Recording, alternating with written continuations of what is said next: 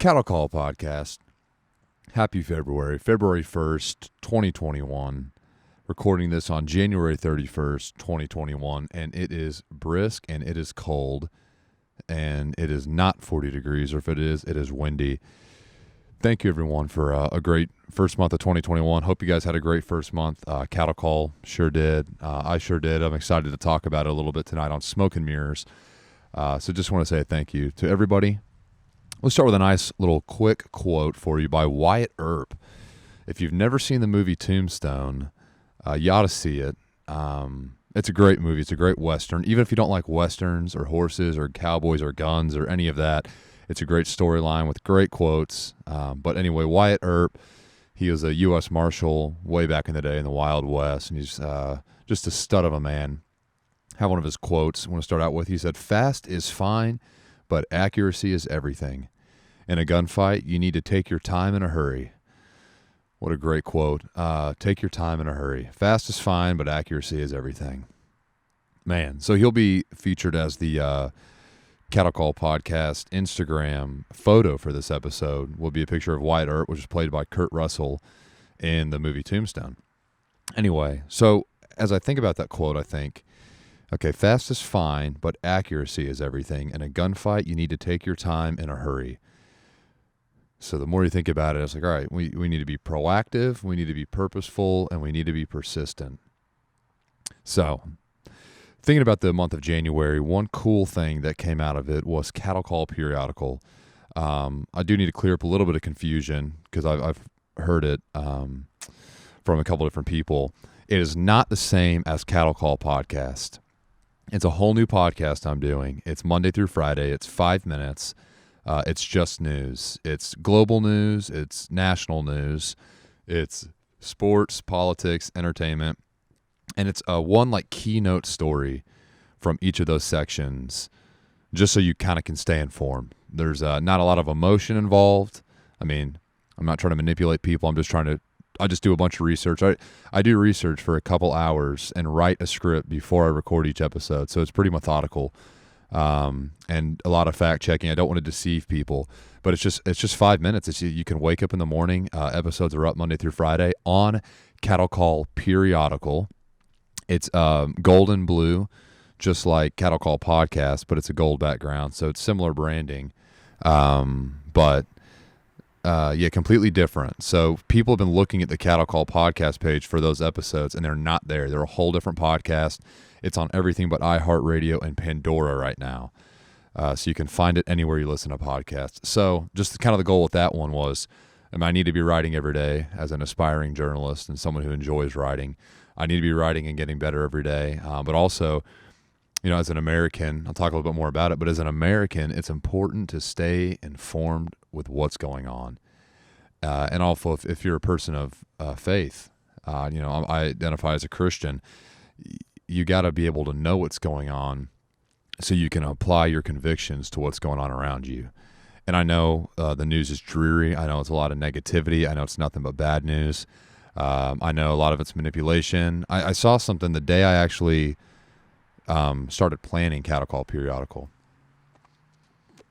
Ooh, smoking a cigar tonight too, by the way. Just so you guys know, I didn't do it last month, but we are doing one tonight, and it is a nice cigar. I'll talk about it later. Anyway, so the day that I planned Cattle Call Periodical, I was home in Nashville for the holidays. It was, earlier on in January, and I started thinking about some stuff after I saw the study came out that American distrust of the media is higher than it's ever been. I don't want to misquote the study, but it's somewhere over 60% of Americans, no matter where you lie politically, no matter what side of the aisle, what side of the spectrum, how you even view America, the days of you turning on a TV and getting objective, unbiased, no strings attached, just here is the news. We're holding people in power accountable. We're telling you what's going on in the world around you. We're keeping you informed. You decide the truth for yourself based on all the information we've given you. Those days are gone. And sadly, about anybody who's my age or younger or a little bit older, we didn't really get to spend much time in those days. The Walter Cronkite era of media is gone. I was actually watching Mad Men here a little while back, and the episode where Kennedy gets killed, and they actually show the real footage of Walter Cronkite reporting that Kennedy has been shot in Dallas, and he's going to the hospital. And then he announced, he's sitting there at the desk, and he announces that he's been pronounced dead. Kennedy's been pronounced dead. In the days where you could just turn on the TV and get that, or scroll your phone, read your email. Sadly, those days are gone for the most part. So when I saw that, I was like, all right, there's a void in the market, and we like quick. We're in the microwave generation here. We want stuff quick. We want instant gratification. We need stuff now. People don't like to hang on long, which you think I would learn that doing these hour-long podcasts. So yeah, try to keep it at 4 to 5 minutes. Give you a pretty big topic. Just stuff that really affects your day-to-day, whether you think about it or not. And that way you can just stay informed, make your best decisions based off of that, and remain a good citizen. All right, let's start reflecting. So for this one, I'm also going to reflect on Michael Thomas, who I released, I believe, in December, but I didn't get to do any in December because of the holidays. So I'm reflecting on him today. So I'll be reflecting on Michael Thomas, Mary Martinez, and Tony Colombo. Michael, oh man, I just love Michael. I love Michael. I love all the guests, of course, but Michael and I have known each other for 9 years. We have worked together at our cotillion job that we talk about in that episode for 9 years. In fact, last Saturday, which was about a little bit over a week ago now, because I'm recording it Sunday night, was our last cotillion we ever did. So we did it for 9 years, once a month, for 12 hours a day. And this was our last one. And so him and I just got real close. We relate on a lot of topics. So we had a great time. Just always great to learn a lot from other people, get to just talk. Man, thankfully, Michael's one of those guys that him and I have some great conversations. We try to have a cigar at about, it's about every other cotillion. It probably averages to that we get to hang out afterwards and have a cigar and talk. And we have so many great conversations. And it's cool just, that's something like podcasting. You can record that conversation, and hopefully people can learn a little bit of something, or at least be entertained, or keep something on while they clean their room, whatever you got out of it. Cool little story. Let me relight my cigar.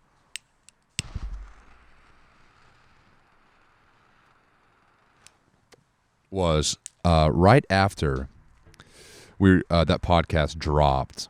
I'm talking within 2 weeks for sure. I go down to Austin, Texas for work, and me and 3 guys I'm working with, we're in the hotel room, and I go, you know what? We're only here for one night. I'm going downtown. I'm gonna go walk around, grab some food, just kind of see the city a little bit, even though it's the middle of COVID still, and Austin is a stricter city with their mandates. So I'm going downtown, and the 3 guys end up coming with me, and we're down there, and so I just kind of looked at the maps when I was in the hotel, and I saw an area, and that area of downtown on that eastern side had a lot of restaurants in a small condensed area. So I said, all right, I'm going to Uber to this one spot on 6th Street, and then I'll just start walking around and hopefully try little things from all these different places and get a big sample of what the city has to offer. One of those places is called Stubbs Barbecue. I'm familiar with the sauce. I've seen it in grocery stores, and that's about all I know about Stubbs Barbecue. Well, we're over on that side of the city. I see Stubbs across the street from where we are. And also, let me say, the city's dead. There's really nothing going on. There's more homeless people than there are just, civilians out there hanging out, drinking, eating, walking around.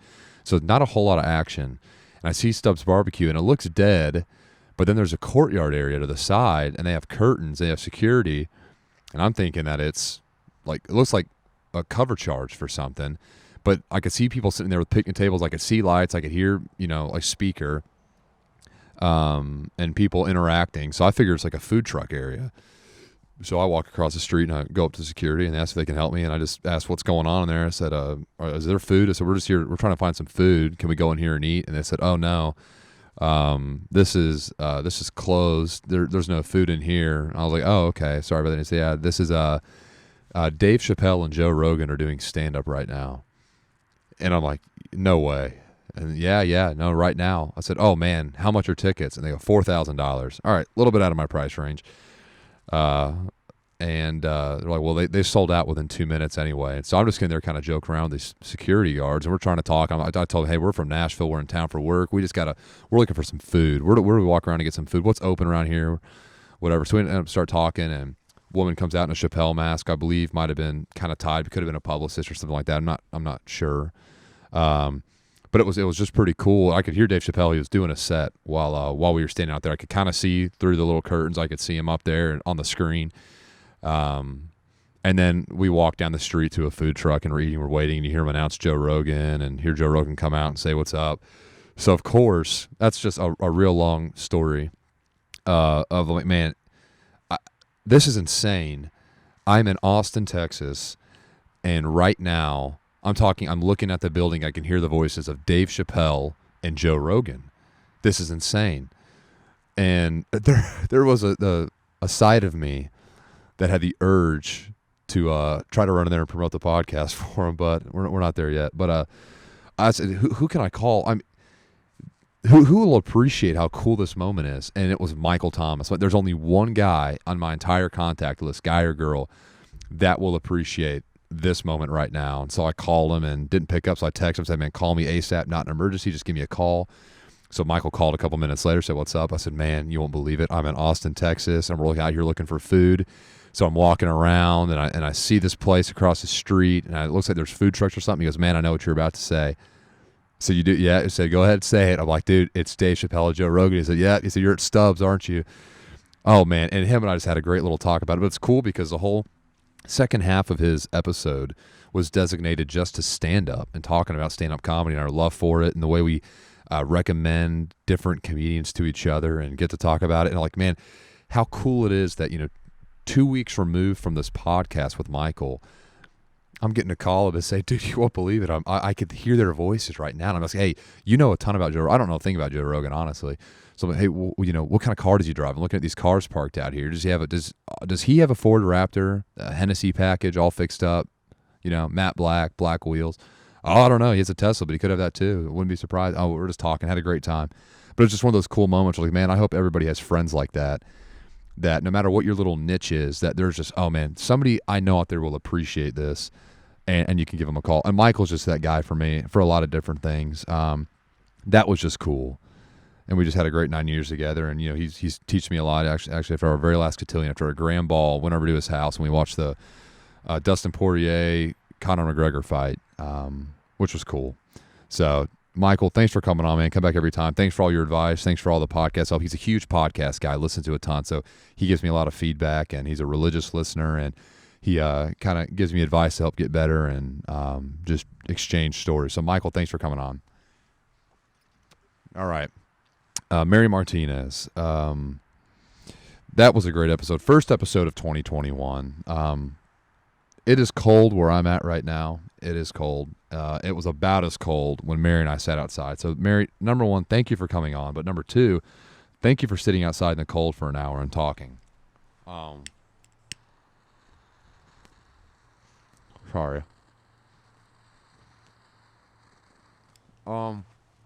So, Mary and I have known each other for years. And, sorry, was it the cigar? I'm not used to doing this. I always let it go out. Talking about comedy and stuff. All right. Yeah, Mary and I have known each other for years. Yeah, great friend. Glad to be friends. Very, very creative, very artistic gal.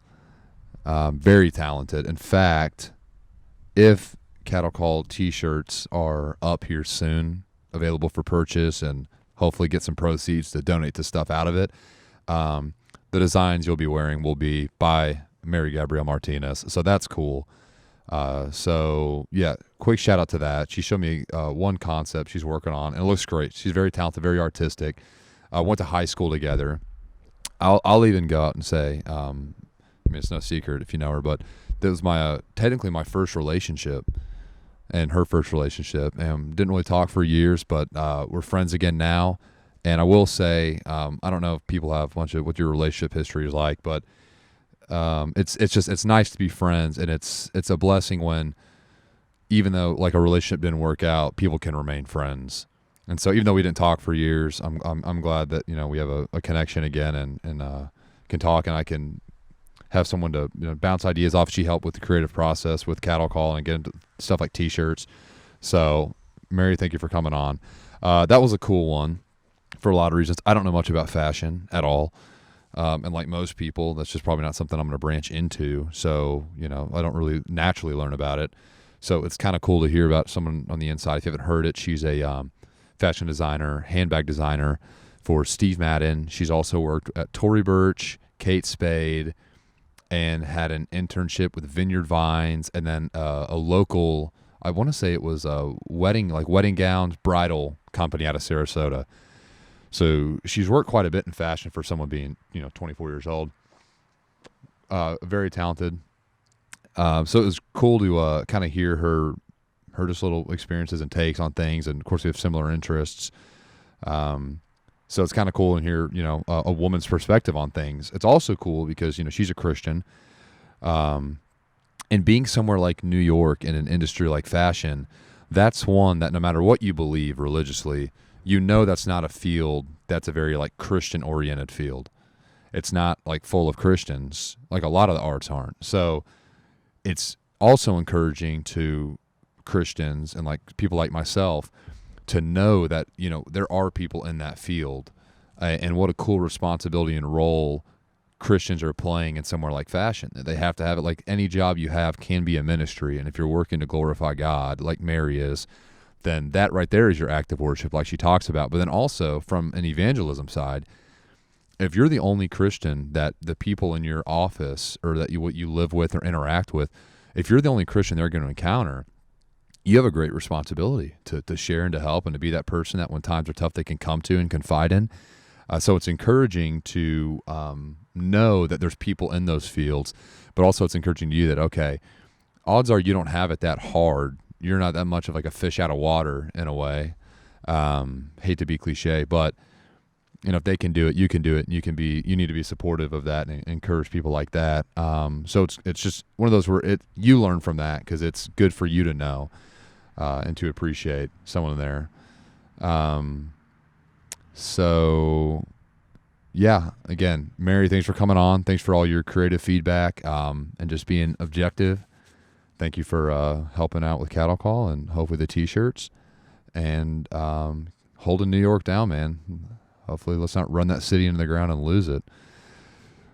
All right, and come back anytime. All right, and Tony Colombo, great guy, just a stud. Tony and I did via Zoom, how it worked out. Never did Zoom before, so he helped and was very gracious with that, very understanding. So had a nice Zoom meeting, which was good. Man, Tony is a very straightforward guy.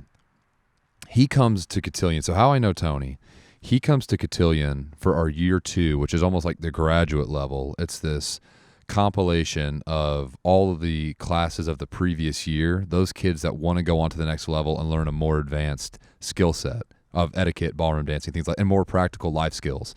And one thing that Tony comes and talks about is interview skills, which we didn't talk about that in the podcast, but he does a great little lecture on interview skills and, how to look, how to dress, how to talk, like doing your research, what not to do, and these kids are young, but like I learn from it every single year. So Tony be a great one. It's also great, guys, special forces, former Green Beret. So he has that discipline, he has that leadership, but also it's very practical. Like this stuff works, so we're going to do it. So that's also refreshing because I know we're in a very emotional time as a country and as a society, very, very emotional. And just sometimes it's just pretty cut and dry. Like this works or this doesn't work. Let's do the thing that works. And there's nothing personal about it. It's just, let's just get it done. So he's a very practical guy. He had a great quote. I actually wrote down verbatim. When I asked him about how other people, because he got to travel for special forces, spent a lot of time in Central America. I was asking about people down there view America, especially, with stuff going on right now. People have different outlooks on things, and we're always in the world spotlight. And one thing he said, I think the only people that struggle in their view and appreciation of America are Americans. Whew, man, that is true. That's very, very true. It's so easy for us to critique and criticize and point fingers and blame shift when like our lives don't depend on it. You know, man, I'm really going to get into it now.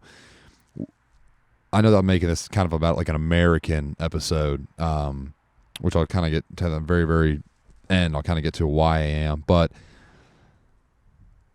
we know people struggle. There's hardship. It's a broken world. We're a broken nation. I get that. I absolutely get that.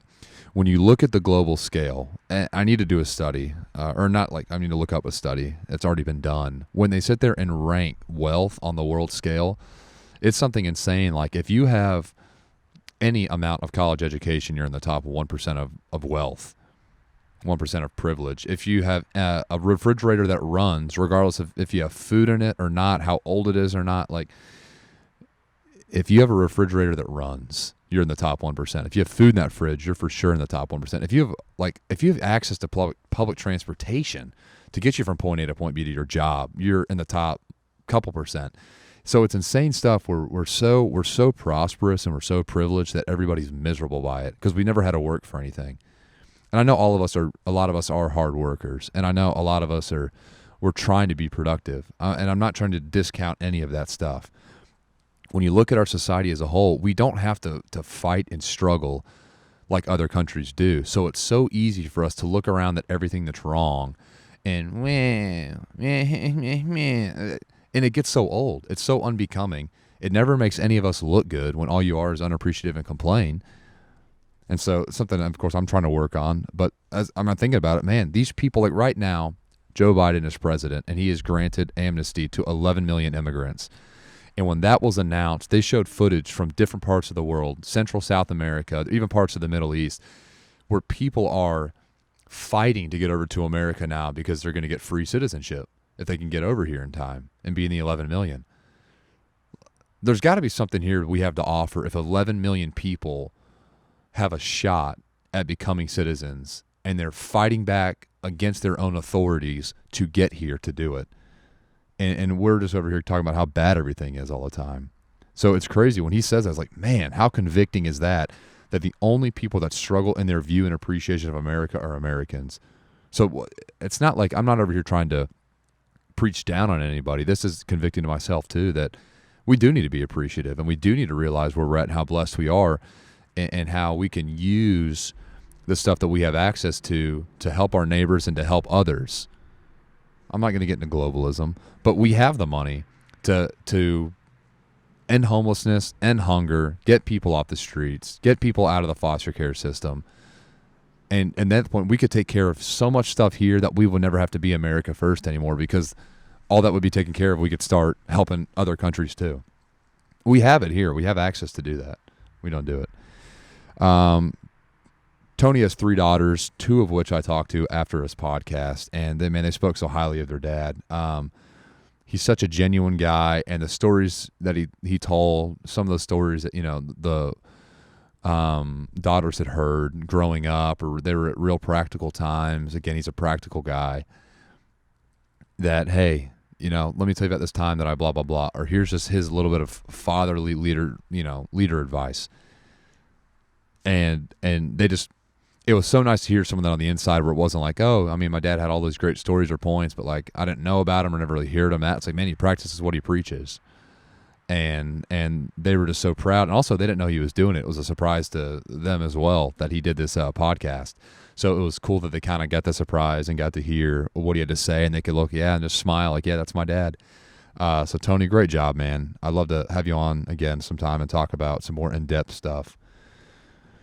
So great stuff. If you haven't listened, Michael's a real long one. That's probably the longest podcast I ever did. It's 2 parts, over an hour, close to an hour and a half each, I believe. It's pretty long. It's like an hour 10, hour 20. Mary is about an hour, and then Tony's about 40 minutes. So they can be manageable, but they're long. And this one's probably going to run long now because I'm now getting to the last section. Okay, got to relight. It is windy. All right. So, in the month of January, I read Green Lights by Matthew McConaughey, Abolition of Man by C.S. Lewis, What Would Thomas Jefferson Think of This by Richard Mayberry. And then I'm almost done with 1984 by George Orwell, but I'll reflect on that one in February because I'm not officially done. All right, Green Lights. My girlfriend Bailey got that for me for Christmas. Thank you, Bailey. I loved the book. I read it in, I think, 2 or 3 days. Matthew McConaughey, great. He's great. He's the man. I love Matthew McConaughey, but he's weird. He's just a weird guy. But the book was fantastic. His take on things, his stories, a little bit more colorful than I thought, like in terms of language and some of the content. But man, so much of it was so cool to hear, and he has done so much. He's had so many cool experiences that a lot of the stuff that, I think a lot of men aspire to do and be, or stuff that I know I'm interested in, would like to accomplish, is this kind of the stuff that he's done. So it's kind of cool. Like, all right, like you can kind of identify with some of the interests and some of the hobbies and things. So Green Lights by Matthew McConaughey, I would recommend. Great. There's also some pretty emotional little times in there. If you've never seen Dallas Buyers Club, it's a very, talk about colorful. That's a colorful movie. I remember when it came out, didn't see it till a couple years later, but it was winning all these awards, and you're looking at it, and you're like, that looks pretty raunchy. I don't know if I want to watch that. It's a true story. It's a fantastic story. And he unpacks it more in the book about how he got into that role of the guy. I don't want to I think the guy's name was Roy. I got to verify that. Let me look. Maybe not Roy. Hold on. But so it's a true story. It is worth watching, but again, it's going to be kind of dark. It's very dark. Ron, that's his name. Ron, not Roy. Ron Woodruff. But he talks about that, and he ends up talking about Ron Woodruff, and he got his diary, and he got some tape recordings of him, and he talked with his family, and it's just so humanizing.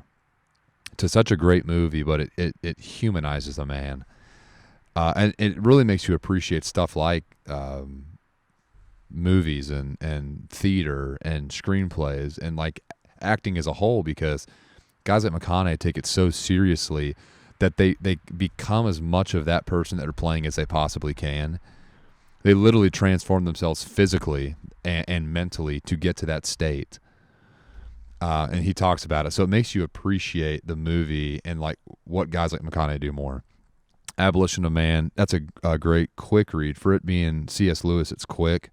But of course it's C.S. Lewis, so you can't fly through it. It's a lot of content, a lot to digest. Great book, especially now with stuff going on. It was written in response to an academia book.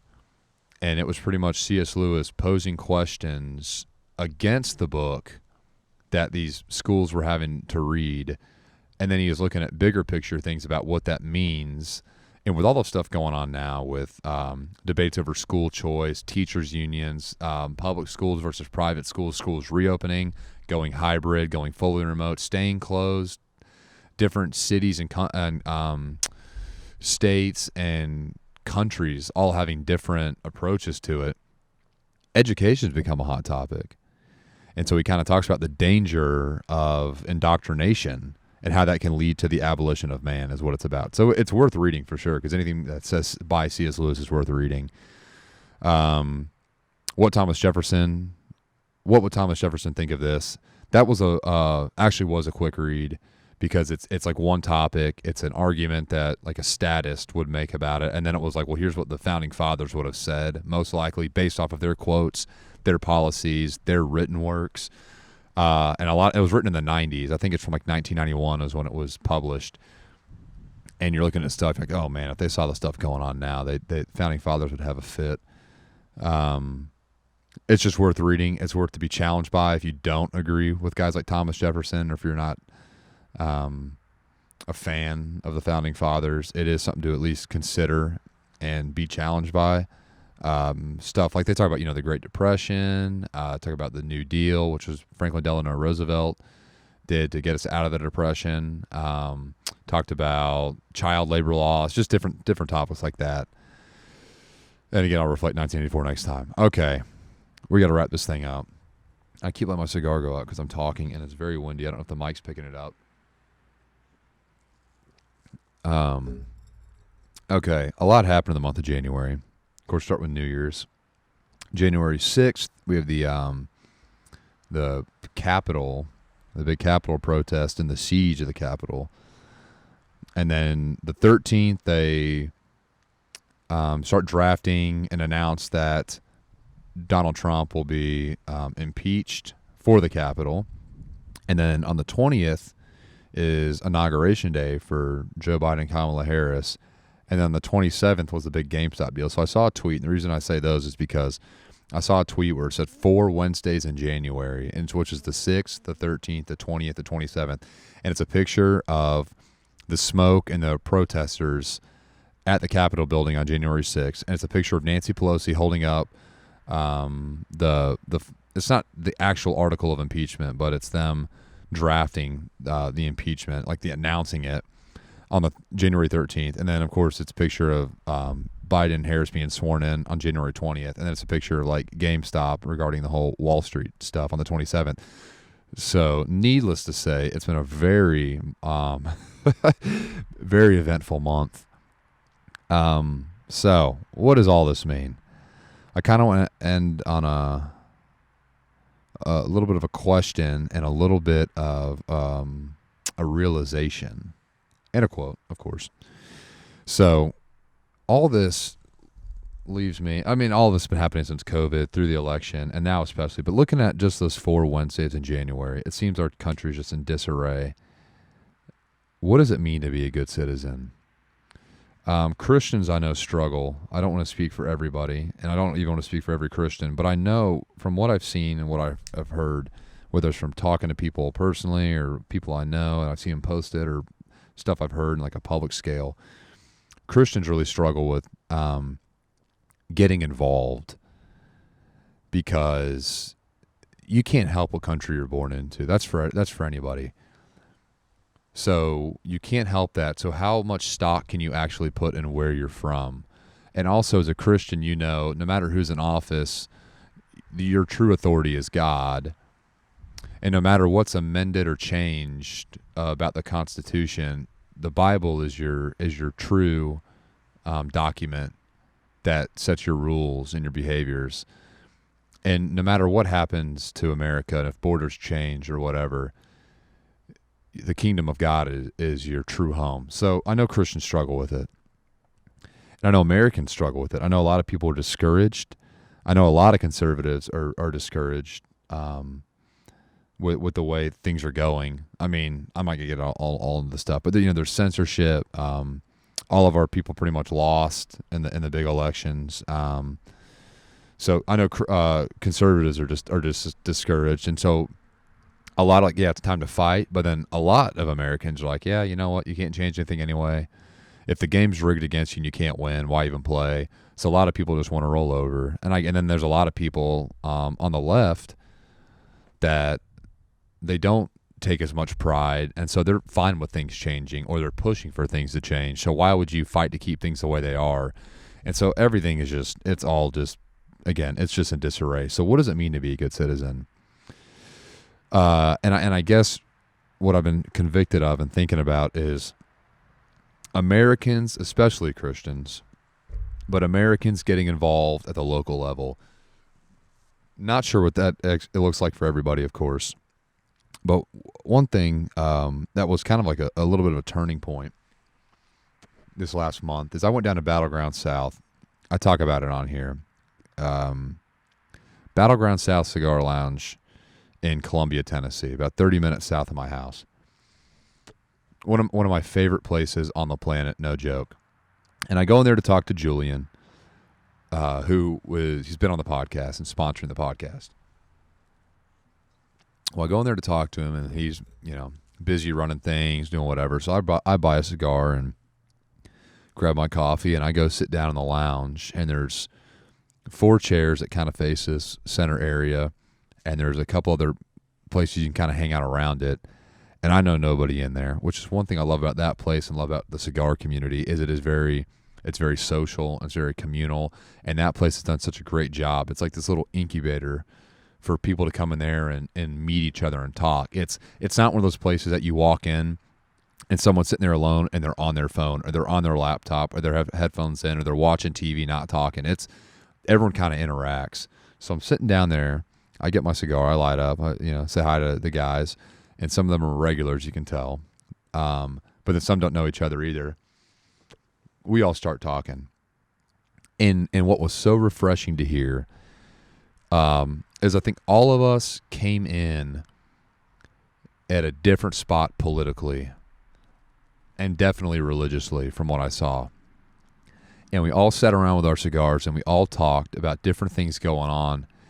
And kind of the consensus was we all want America to get better. We all want our lives and the people around us to be successful. And people have different ideas of how to do it, but we all want the same thing. And nobody truly hates. I'm talking with, animosity, disdain, contempt. Nobody hates the other side. We don't agree, but we're willing to talk about it, and then we're willing to disagree, and we're willing to agree where we, prior to that conversation would not have agreed, or just agree to disagree. And the more we were talking about things, it was man, we all can relate on what we want to get out of life and what we want to get out of our communities and get out of the country. And we might have different ways on how we do it, but we're willing to talk, and nobody's canceling anybody else. Everyone is open to talk and share and hear everybody out. And the more we're talking, the more we realize, man, Americans at the local level, looking at, I know you're looking through a keyhole at the rest of the country when you do something like this. That's why I want to say it so broadly. It's Americans at the local level, we truly do want the same thing. And if we don't, we want something kind of close to the same thing. And we just have different ideas how to get there, but people are willing to talk about it. And really, and this is also before the election was officially decided because, no, I take that back. It was right after the Capitol. So it was pretty much decided. They hadn't voted yet, but any case they were going to have for election fraud with Trump had been thrown out at this point. So it was decided. And, we're in the South, so a lot of it is conservative. But even though somewhere like that is not, typically conservative all the way across the board, but we were you know what, our lives are not going to be that affected at the local level like we're being told it is. I know there's going to be taxes that'll be restructured, but and I know long term this is going to change the shape of the country. I get all that, but I'm thinking for the right now, everyone's just worried about how they're going to get through tomorrow. Stuff's not going to change at the local level. And two, we're all willing to talk about it. We all want the same thing. Why aren't we getting involved? Why aren't we showing up to city council meetings? And I know there are a lot of people. I don't want to speak for all of it, but there's 350 million Americans here. And it seems like there's only a couple thousand that are making all the decisions. And then all the rest of us are what are we doing? That was such a refreshing experience. That was you know what? That makes you want to get involved in local politics right there. And everyone can share and learn from each other and talk and realize, man, we're really not that different. And I really don't disagree with you that much to the point where I'm not willing to compromise or talk through this thing. Okay. Andrew Jackson, and on a quote from him, just because he was a hot topic this week because of Harriet Tubman replacing him on the $20 bill. At some point it's going to happen. Andrew Jackson said, "Every good citizen makes his country's honor his own and cherishes it not only as precious but as sacred. He is willing to risk his life in its defense and is conscious that he gains protection while he gives it." Man. Let me read it again. "Every good citizen makes his country's honor his own and cherishes it not only as precious but as sacred. He is willing to risk his life in its defense and is conscious that he gains protection while he gives it." That's just good. Not going to try to add to it. How things are going to end going forward. Got a lot of great stuff in the works with Battleground South. I'm going to start doing roundtable discussions.